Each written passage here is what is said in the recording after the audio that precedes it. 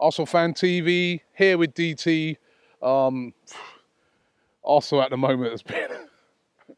it's been traumatic, man. It's been traumatic. And you know what I wanted to talk about today is the other day at that game where the fans turned on the players. I mean, Arsene Wenger's got a lot of stick this season. We know that. Banners, etc.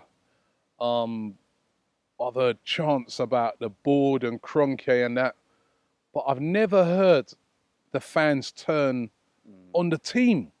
And that's what happened the other day. Yeah, big time. It's, you know, we've gone from fighting each other to joining together to let our feelings known about the players and stuff. And, you know, on that subject of fighting each other and stuff, we all know what happened with you.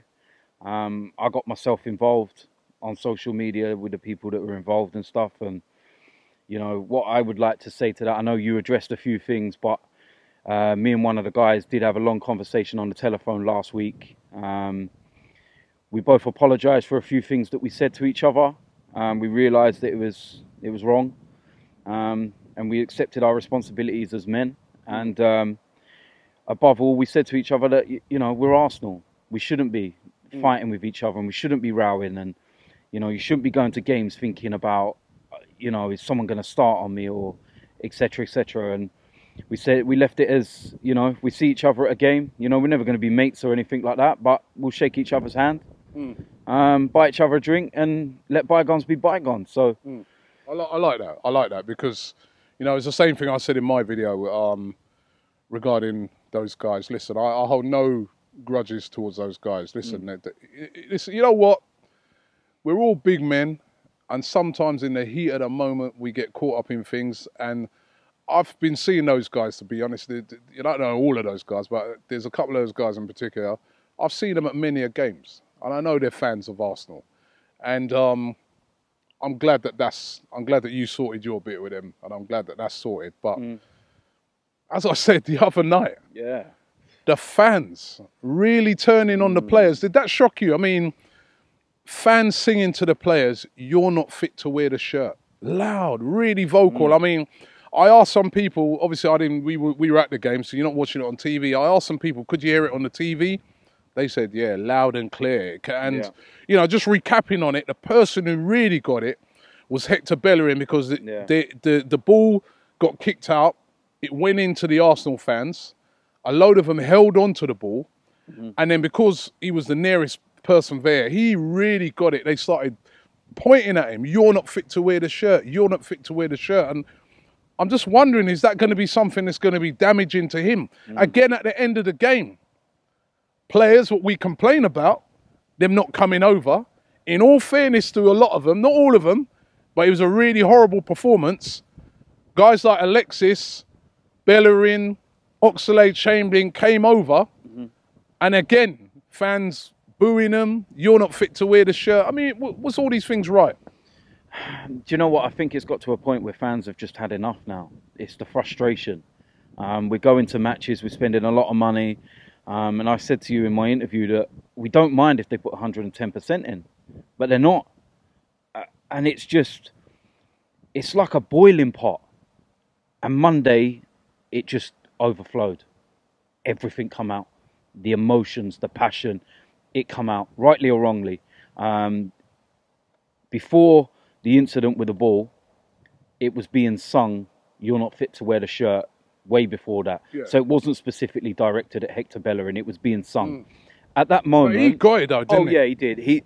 The poor lad, right, was basically wrong time, wrong place. And the fact that he plays on that right-hand side meant he got it. If we were facing the other way, it would have been Nacho Monreal that got it. And the incident with the ball happened just to the right of me, and I was row one.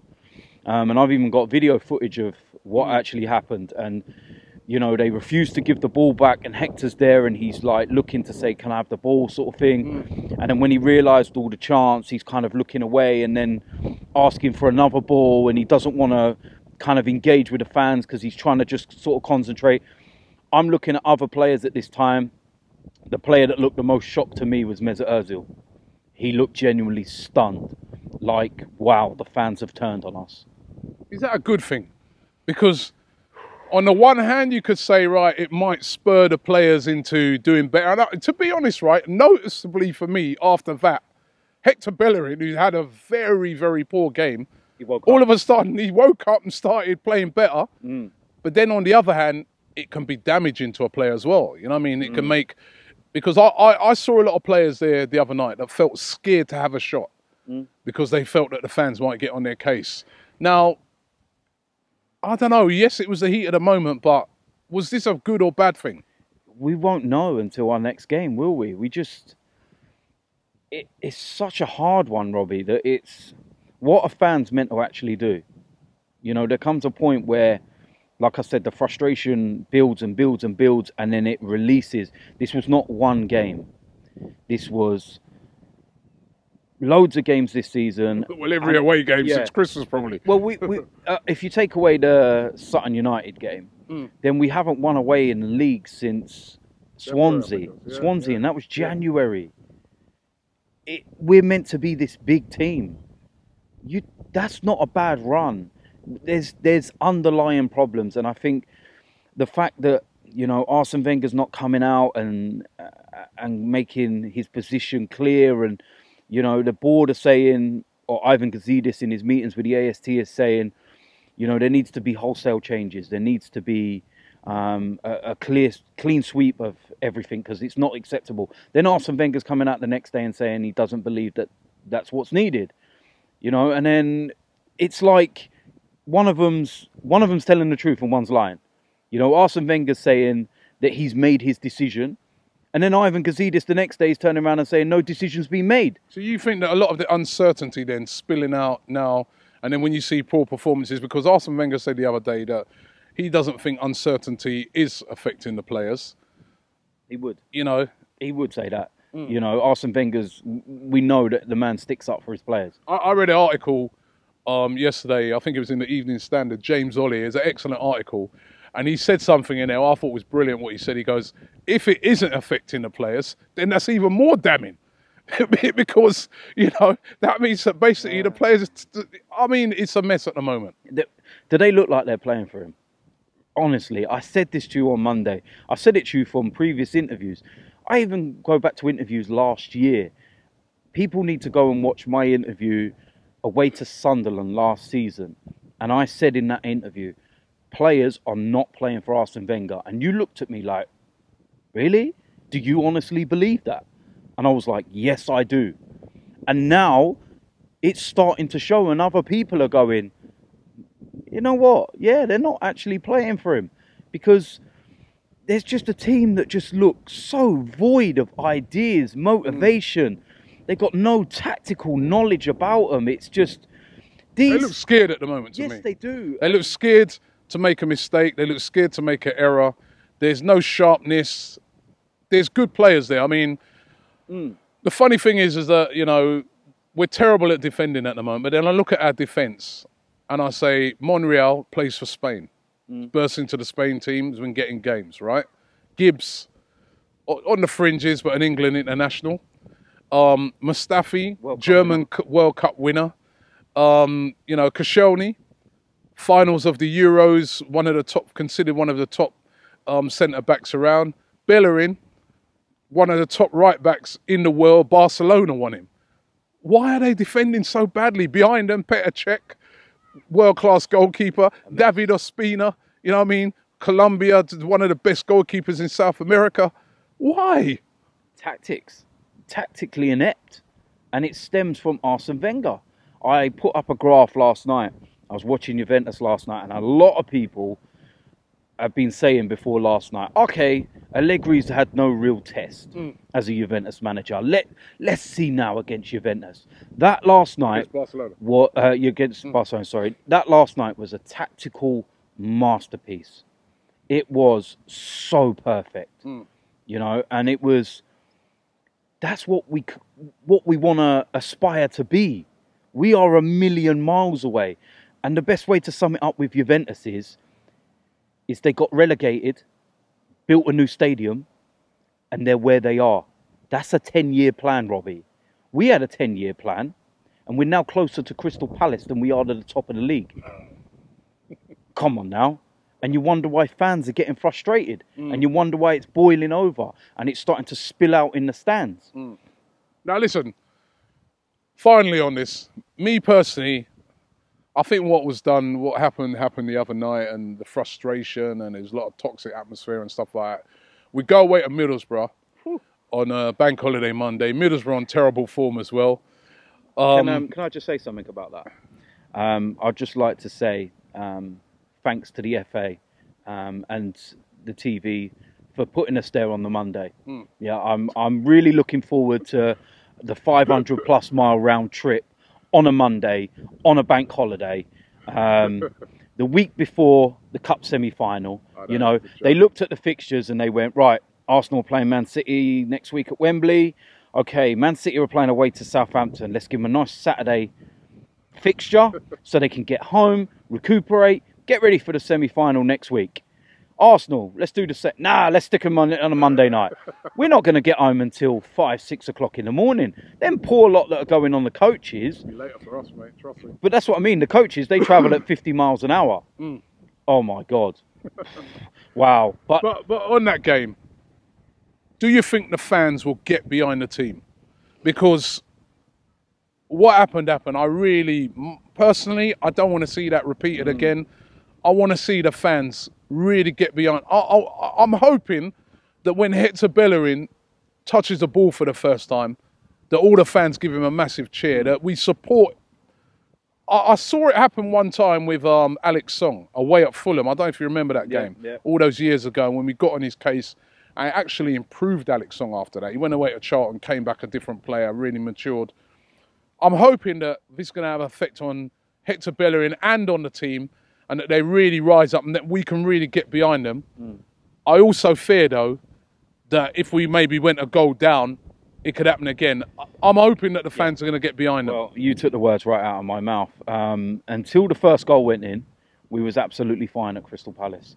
The fans were in high spirits. They were singing. But do we have a part to play as well? Yeah, we do. In that, you know what?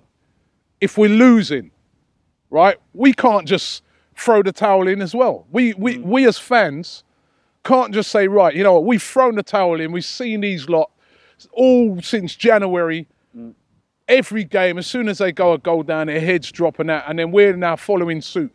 Do we need to be an example and show the fans that regardless, show the players that regardless, we're going to get 100% behind you and lift you through this? Is that our responsibility as fans this weekend? Yeah, it is our responsibility. But what you've got to remember with Crystal Palace as well is that the chance didn't start at 1-0 down. The first half was poor. We went 1-0 down, and a lot of us were like, right, okay, we've got to do something at half-time. Wenger's got to get into it, and we'll see. Second goal went in, and there was a little... oh no, here we go, what is going on? And then no, and then what happened was that the moment they got the penalty, which was only about 3 minutes after the second goal, so it was quite quick.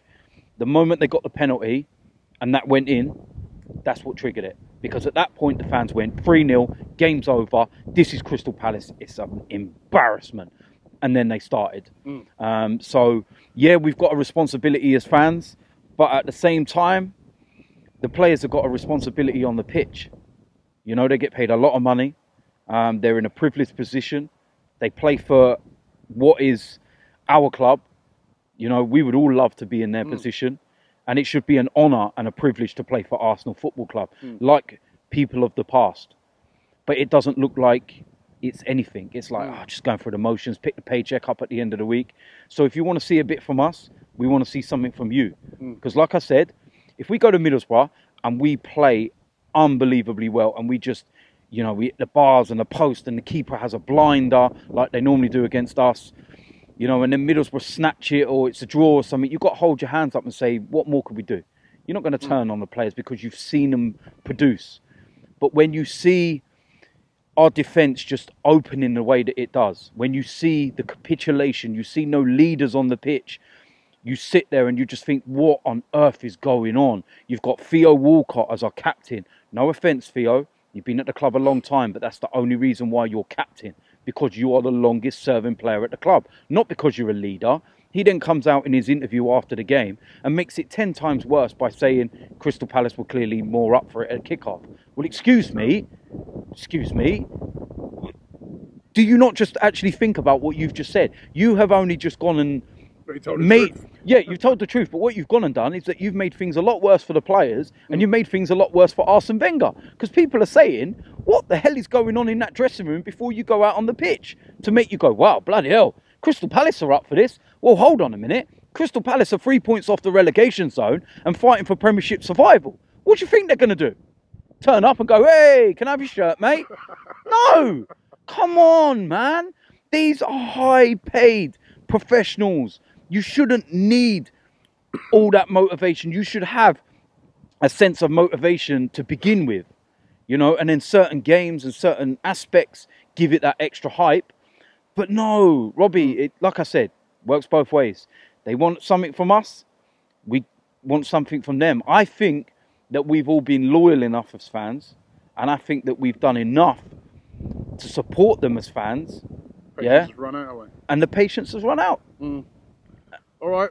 Well, listen, I want to ask everybody who's been watching this, what do you think?